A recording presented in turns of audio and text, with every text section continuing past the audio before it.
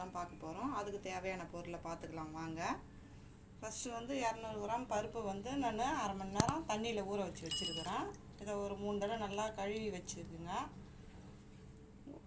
ஒரு 9 பச்சை மிளகாய் எடுத்து வச்சுருக்கிறேன், ஒரு தக்காளி, 3 வெங்காயம், பூண்டு ஒரு கட்டி பூண்டு, புளி வந்து கொஞ்சமாக எடுத்து வச்சுருக்கிறேன், கருவேப்பிலை, கொத்தமல்லி, எண்ணெய் தாளிக்கிறதுக்கு கடுகு 1 ஸ்பூனு, மஞ்சத்தூள் 1/2 ஸ்பூனு, பெருங்காயம் 1/4 டீஸ்பூனு, உப்பு தேவையான அளவு தண்ணி. இப்போ எப்படி செய்யறதுன்னு பார்த்துக்கலாம் வாங்க.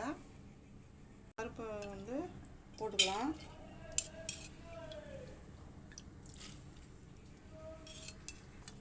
இப்போ வந்து உரிச்ச பூண்டை இதில் போட்டுக்கலாம், தக்காளியும் போட்டுக்கலாம், வெங்காயம், பச்சை மிளகாயை வந்து இப்படி உடச்சி போட்டுக்கலாம், அப்போ தான் நல்லா வெந்து வரும். இப்போ 1/4 டீஸ்பூன் மஞ்சத்தூள், பெருங்காயம் ஒரு 1/4 டீஸ்பூனு. இப்போ தேவையான அளவு தண்ணி ஊற்றிக்கிறேன். நல்லா பருப்பு கொஞ்சம் முழுகிற அளவுக்கு தண்ணி ஊற்றிக்கலாம்.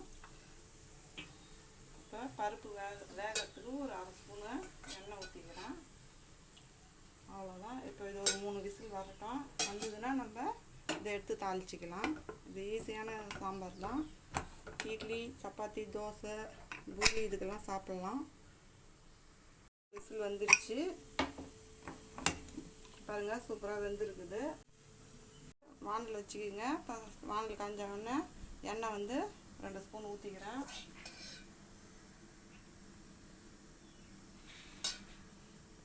இப்போ வந்து வானல் காஞ்சிருச்சு.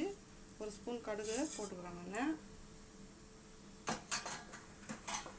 கடுகு பொரியத்துக்குள்ளார இந்த பருப்பை நம்ம நல்லா கடைஞ்சிக்கலாம். நல்லா கடைஞ்சாச்சு.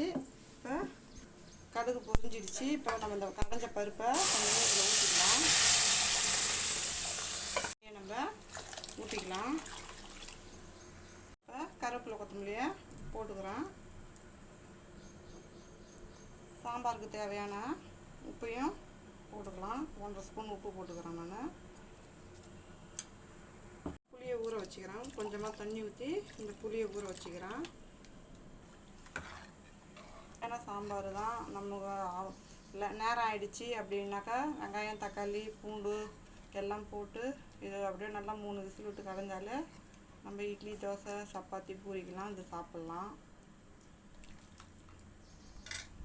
நல்லா கொதிச்சிட்டு இருக்குது. இப்போ குழம்பு நல்லா கொதிச்சிச்சு. இப்போ வந்து நம்ம புளி தண்ணியை இதில் சேர்த்துக்கலாம்.